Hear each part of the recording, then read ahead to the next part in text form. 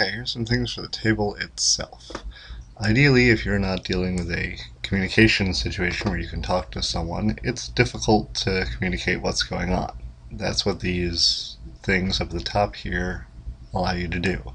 So if my Raven Guard Space Marine wished to shoot, I can say that he is firing, and I can say that he is attempting to shoot at this orc. As you can see, we can zoom in, and you can clearly see my orc and my little Raven Guard dude. Now, there's several ways to work out shooting using Vassal. One is using the range thread here, where you can click him and drag, and I can see that he is 21 inches away. That will tell me that he is within range. Or, another way I can do it is if I right-click on my Raven Guard, I can go down here to Range Circles, and know that his bolter is a 24-inch range, and do this. And I can clearly see that this orc is within range, and this orc is not. The next thing that we can look at using Vassal is movement. One thing that you can access is over here in the model screen. Under templates, you have your little ruler. So, as you can see, I have my ruler here. Let's say that I wanted to move my Space Marine, and I can click this and I can rotate it either with Control R or by clicking on Rotate. Put it lengthwise like so, put it next to him and 6 inches, and move him forward. If I don't like that, I can also right click him and I can move him 6 inches forward. Voila! You can also do that by selecting groups of people, and they will remain in their exact formation when they move 6 inches directly forward. If you wish to turn them, you can always have them go Control, right, and then move them 6 inches forward, and voila, they take an angled path.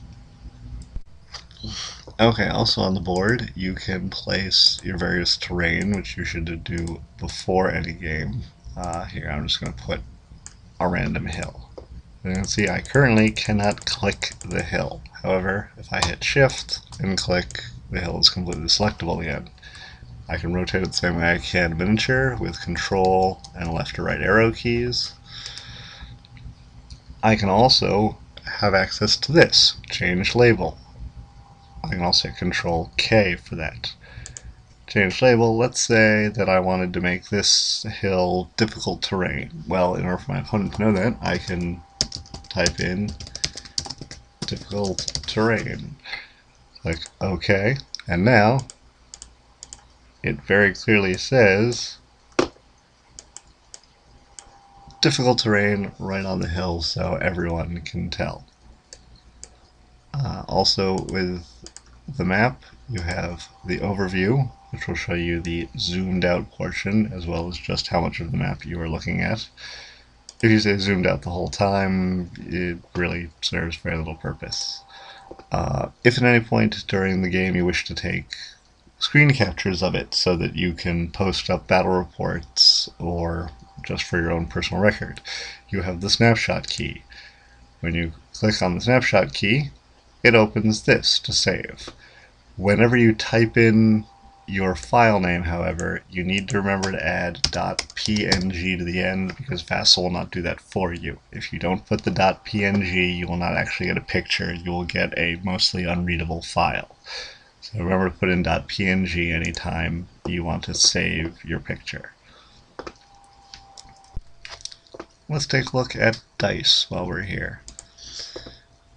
Up here you see that you've got dice to hit wound, save, to hit penetrate, vehicle damage, and deep strike mishap. These are all built-in methods for dealing with the rules within 40k itself. In dice you can roll d6, 2d6, 10d6, d3, x number of d6, work out your mission or your deployment. So if I was going to take a leadership test, 2d6, I'd roll, voila, 2 and 6, 8. For to hit wound, it will automatically calculate to hit and to wound for you. So let's say that my One Space Marine was going to shoot that orc. I would roll 1 die. He would need a 3 to hit. He would need a 4 to wound. He does not reroll missed hits. He does not reroll 1 missed hit. Does not reroll failed wounds. Does not reroll 1 failed wounds. And his weapon is not rending. I click OK.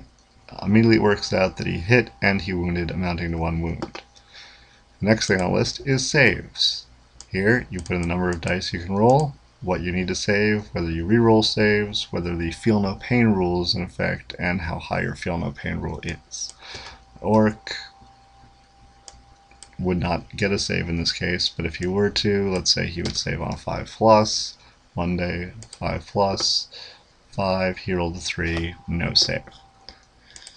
To hit penetrate is the same thing against vehicles. You get the number of dice you roll, you're to hit, whether you reroll hits, strength of the weapon, the armor of your target, whether it only suffers glancing hits, whether you are using a Melta or monstrous creature, whether it's an ordnance weapon, whether you have the Tank Hunter's perk, or whether the weapon is rending. Vehicle damage, once you have hit, you can then put in, let's say we got a glancing blow, I had an AP1 vehicle, or AP1 weapon, well, I would result in a crew shaken. Deep Strike Mishap is also built in. You can just click and it immediately rolls. So this one is a 1 terrible accident.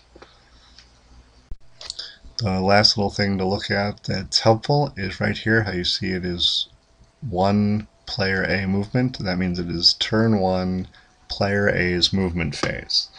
So looking at the table, that would mean that it is either the Orc or Space Marine's movement phase.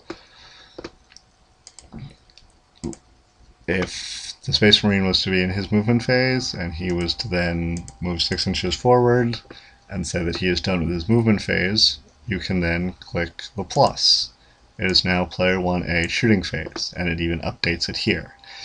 If you remain updating this, granted it has no effect on what you can do within Vassal. The purpose of this is to keep a log of it, because you can, as you progress through, begin a log file at the beginning of the game, and if you then keep track of these phases and what you do, you can save the log file, send it to someone, and when they play out the log file, it will actually play the entire game move for move.